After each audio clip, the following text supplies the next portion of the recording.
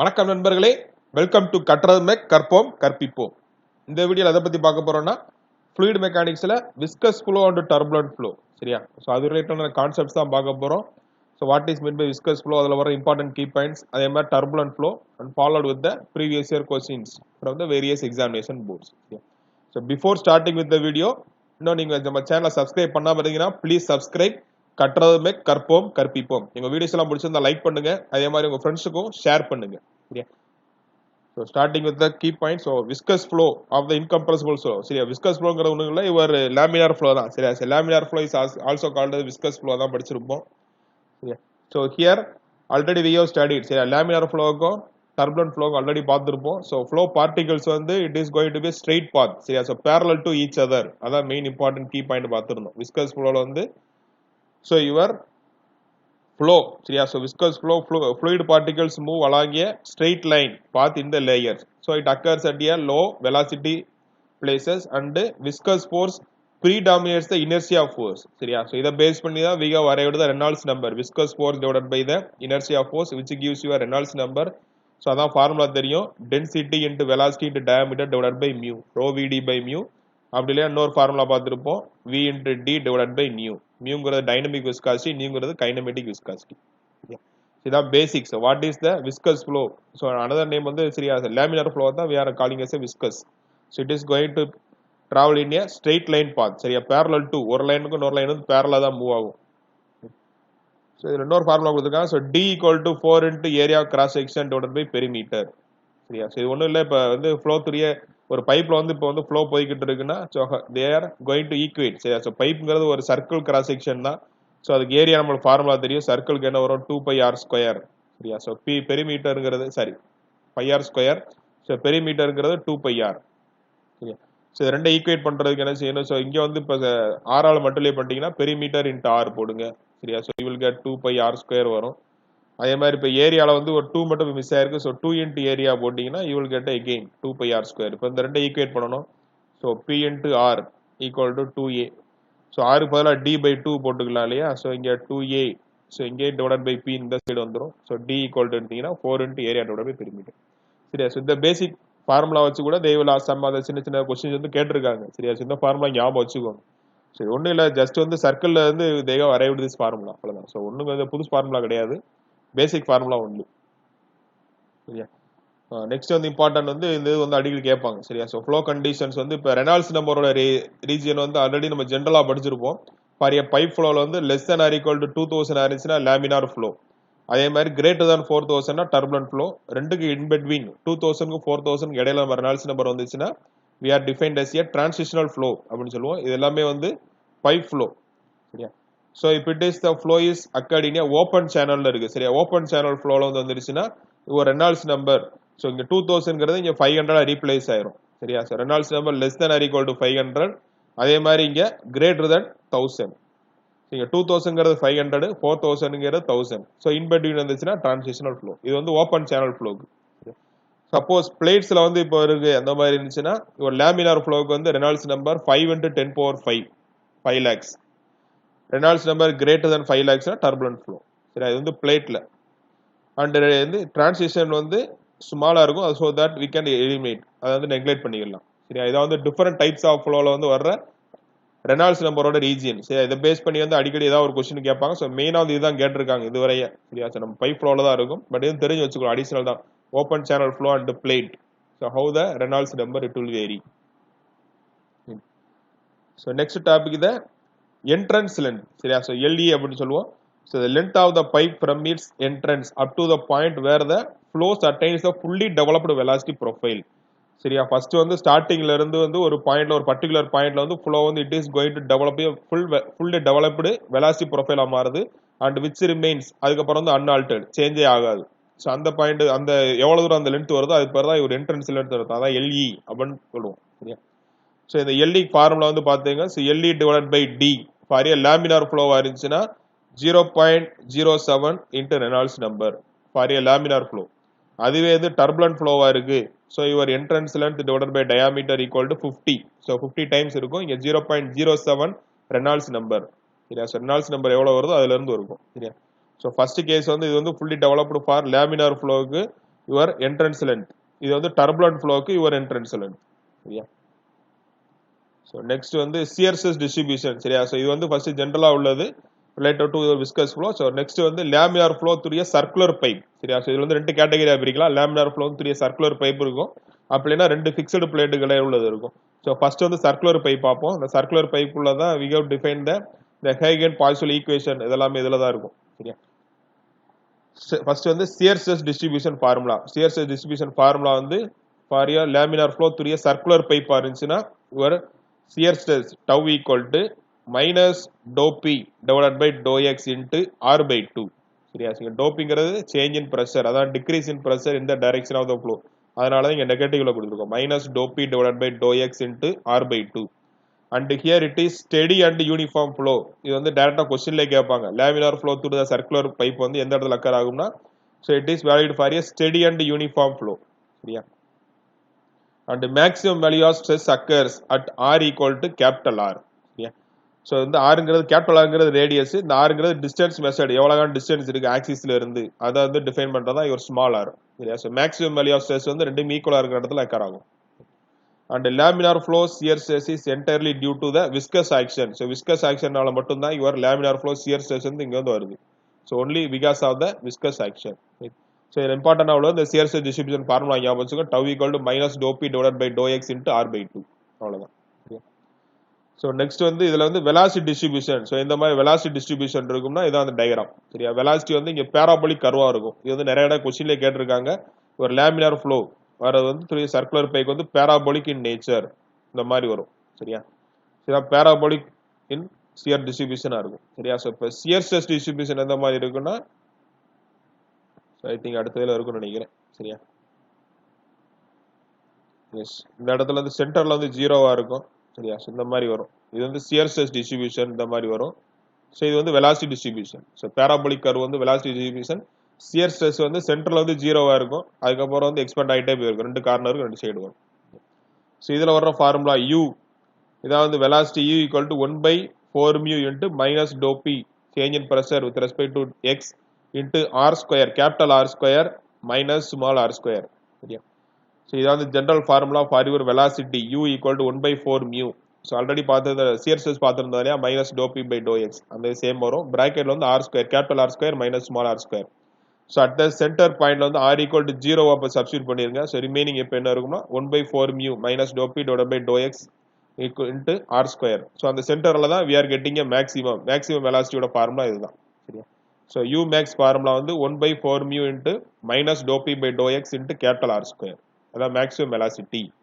சரியா? So இதுல மறுபடியும் இதுல நீங்க சப்ஸ்டிட்யூட் பண்ணீங்கன்னா என்ன வரும்னா u equal to u max into, so இதுக்கு ஃபுல்லா வந்து நம்ம வந்து இப்ப u max ரீப்ளேஸ் பண்ணிரலாம் இல்லையா? So remaining வந்து என்ன இருக்கும்னா இங்க இதுல வந்து ஒரு கேபிட்டல் R ஸ்கொயர் வெளிய எடுத்தீங்கன்னா தான் சப்ஸ்டிட்யூட் பண்ண முடியும். So 1 minus r square minus r square ஆயிடும். சோ இதான் வந்து ஃபார்முலா u க்கும் your u max உள்ள ரிலேஷன் ஃபார்முலா இதுதான். for a velocity distribution for a laminar flow through a circular pipe ன்னு கேட்டதால u equal to u max into 1 minus r square small r square divided by capital R square.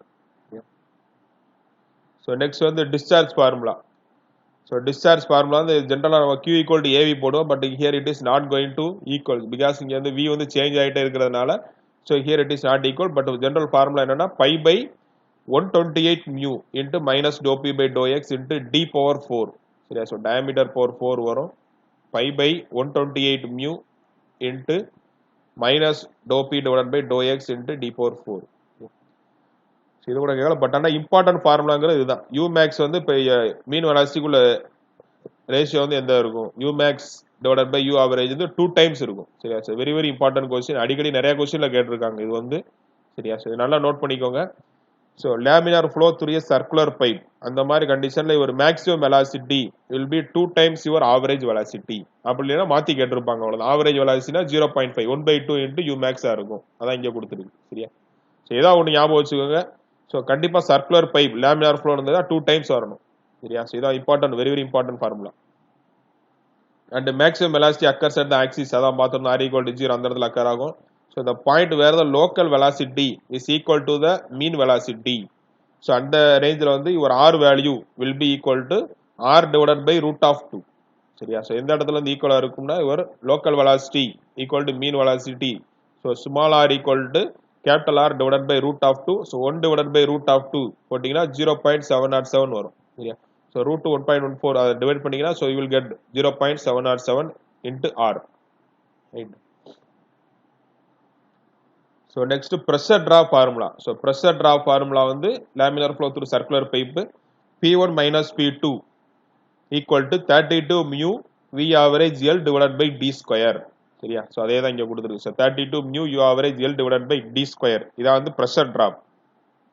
So இதே head loss in the laminar flow through the circular pipe கேட்டிருந்தாங்கன்னா இவர் என்ன செய்யணும்னா இப்ப P1 by P2 divided by rho G இங்க சேர்க்கணும். So இங்கே rho G add பண்ணிருங்க அவ்வளவுதான். 32 mu V average L divided by rho G into D square. ஏன்னா HF வந்து தெரியும் நம்மளுக்கு Hனா P1 minus P2 divided by rho G போடுவோம். divided by rho G இங்கே divided by rho G add பண்ணிக்க வேண்டியதான். சரியா.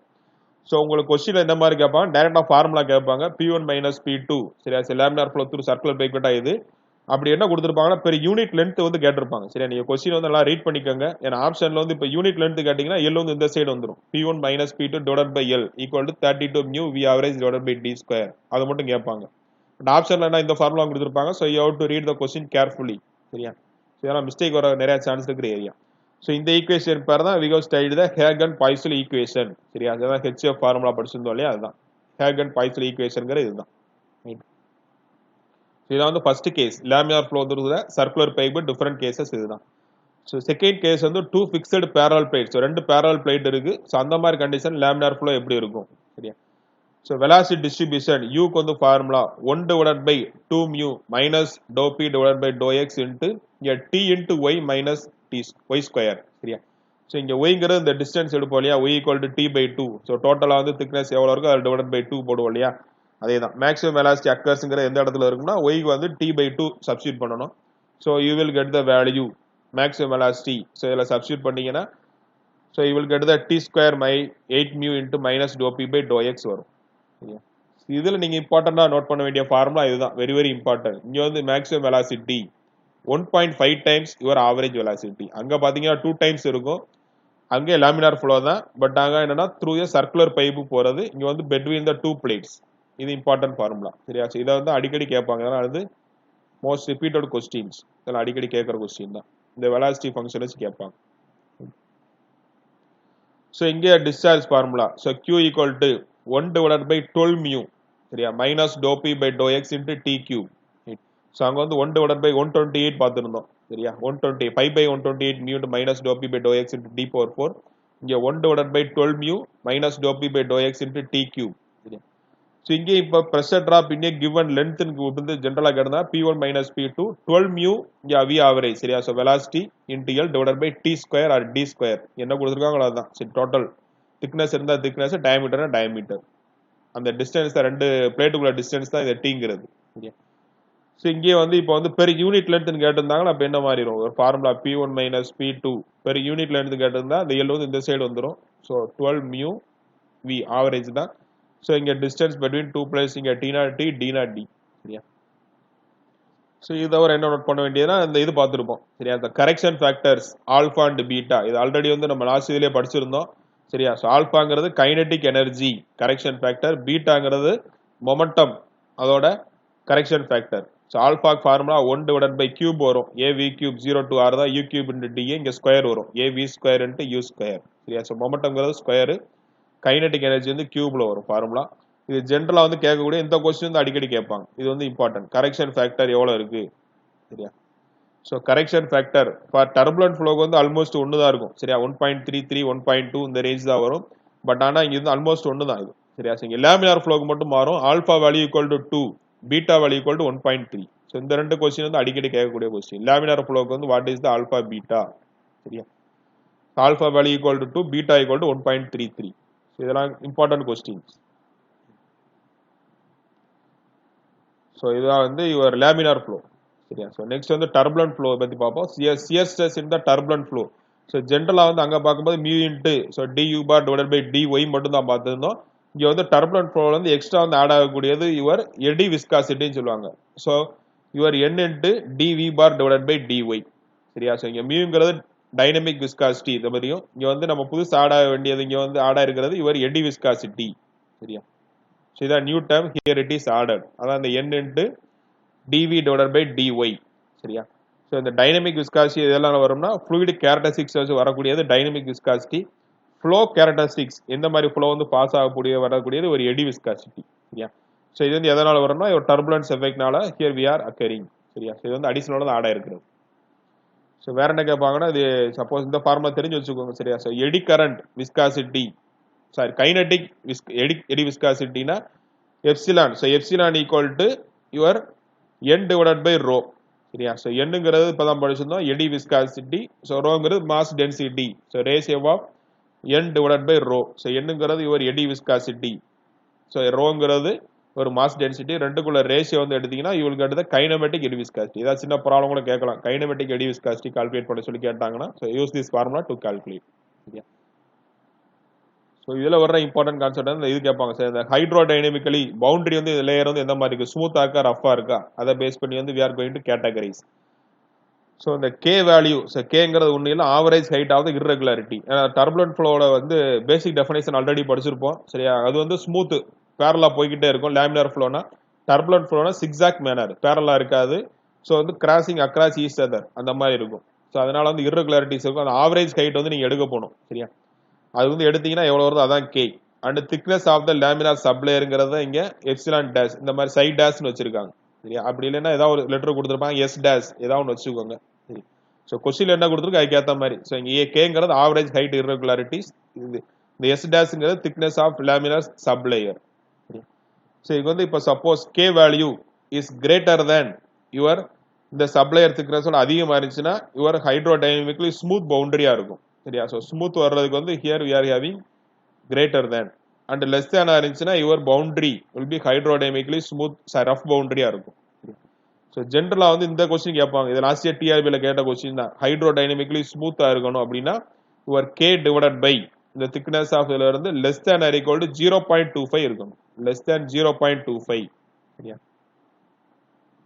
So K divided by S dash less than or equal to 0.25 ஆனா இங்க கிரேட்டர் தான் படிச்சிருந்தவங்க இங்க எப்படி லெஸ் தேனா மாறிச்சு நீங்க கேட்கலாம் ஸோ இது இந்த சைடு கொண்டு போயிட்டா 0.25 டோ டேஷ் ஸோ 0.25ங்கிறது ரொம்ப கம்மியான வேல்யூ 1/4 தான் சரியா ஸோ கண்டிப்பா வந்து அப்ப கே வேல்யூ தான் வந்து அதிகமானதா இருக்கும் ஸோ கம்பேர் டு 0.25 இருக்கிறதுனால ஸோ டிரான்சிஷன் ஃப்ளோவா இருந்துச்சுன்னா 0.25க்கு 6க்கு இடையில இருக்கும் அந்த K by S dash value அப்போ ரஃப் பவுண்டரியா இருந்துச்சுன்னா அதோட அதிகம் இப்போ வந்து கிரேட்டர் தேன் அப்போ மேக்ஸிமம் வேல்யூ எவ்வளோ கொடுத்துருந்தா 6 so K by s dash greater than or equal to 6 போட்டீங்கன்னா rough hydrodynamically boundary வந்து ரஃபா இருக்கும் இங்க வந்து hydrodynamically smooth boundary இருக்கும் k by s dash less than 0.25 and specific roughness so formula வந்து r divided by k so r ங்கிறது radius of the pipe so k தெரியும் average height of the roughness or irregularities சரியா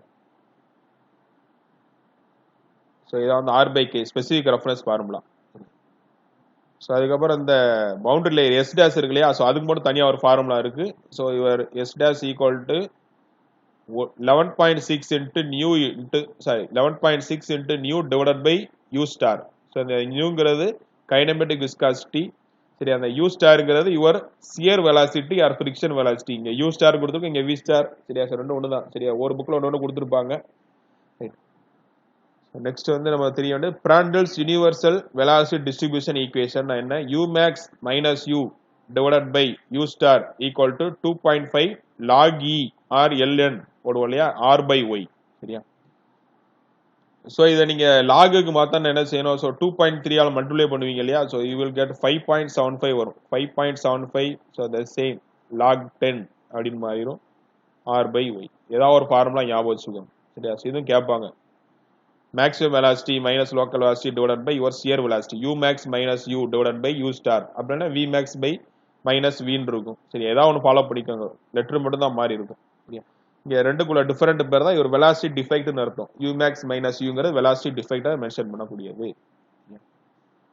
11.6 into nu divided by u star so அந்த u star velocity formula வந்து root of சரியா so tau naught divided by rho சரியா so இதான் வந்து your shear வெலாசிட்டின்னு அர்த்தம் ஸோ இது வந்து density of the fluid so இங்கே ஒய்ங்கிறது டிஸ்டன்ஸ் ஃப்ரம் த இந்த ஒய்க்கு வந்து டிஸ்டன்ஸ் ஃப்ரம் த பைப் பாட்லேருந்து எவ்வளோ டிஸ்டன்ஸ் இருக்காது ஸோ ஆறுங்கிறது ஆல்ரெடி இப்போ ரேடியஸ் ஆஃப் த பைப் அதே தான் சரியா so it is valid for the both rough and smooth boundaries. இது ரெண்டுக்குமே வந்து இந்த ஈக்குவேஷன் வந்து வேலிட் தான். சரியா? ஸோ இது வந்து Prandtl's universal velocity distribution. So next வந்து கர்மான் பிராண்டில் வெலாசிட்டி டிஸ்ட்ரிபியூஷன் ஈக்குவேஷன்ங்கிறது அது ஒரு ரெண்டு இருக்கு. சரியா? ஸோ ஹைட்ரோடைனமிக்கலி ஸ்மூத் பைப்பா இருந்துச்சுன்னா ஒரு V by V star or U by U star ஏதாவது ஒன்று ஃபாலோ பண்ணிக்கோங்க. 5.75 log 10 இப்போ சொல்லியிருந்தோம் அதே தான். V star into Y divided by nu plus 5.5. So அதே மாதிரி இங்கே ரஃப் பைப்பா இருந்துச்சுன்னா ஹியர் வி ஆர் ஹேவிங் 8.5 வரும். இங்கே வந்து V star மட்டும் வராது. அதே தான் 5.75 log 10 V star into nu divided by y divided by nu plus 5.5. So இங்கே வந்து y by k மாறிடும். சரியா? ஸோ k வந்து இங்கே வரும். ஸோ இங்கே நியூ வந்து வராது ப்ளஸ் 8.5. இது வந்து ரஃபுக்கு இங்கே ஸ்மூத்துக்கு. சரியா? இது தெரிஞ்சு வச்சுக்கோங்க. இது பட் மேபி கேட்கலாம். பட் ஆனால் இது நிறைய கேட்கல இது வரைக்கும். நான் பார்க்கல கொஸ்டின்ல மேபி இருக்கலாம். சரியா? ஸோ இது வந்து shear velocity அதே தான். U star பார்த்துருந்தாலே அதே தான் இங்கே V star கொடுத்துருக்காங்க. ஒய்ங்கிறது distance from the pipe wall. So கேங்கிறது average height of the roughness. Kinematic viscosity nu. இது வந்து ஆவரேஜ் வெலாசிட்டி. ஸோ டர்புலன்ட் ஃப்ளோக்கு வெலாசிட்டி டிஸ்ட்ரிபியூஷன் இந்த மாதிரி இருக்குன்னா so in terms of mean velocity எழுதோம்னா வேறு V minus V star divided by V star 5.75 log 10 Y by R plus 3.75. சரியா? அதாவது general formula for velocity distribution கேட்டாங்கன்னா இதுதான் 5.75 log 10 Y divided by capital R வந்துடும் plus 3.75 இங்கே வரும். இங்கே 8.5 இங்கே 5.5. ஹைட்ரோடைனமிக் ஸ்மூத் இங்கே ரஃப். இது ஜென்ரல் வந்து வெலாசிட்டி டிஸ்ட்ரிபியூஷன் கேட்டா. ஸோ இது வந்து it is valid for the both rough and smooth pipe work ஆகும்.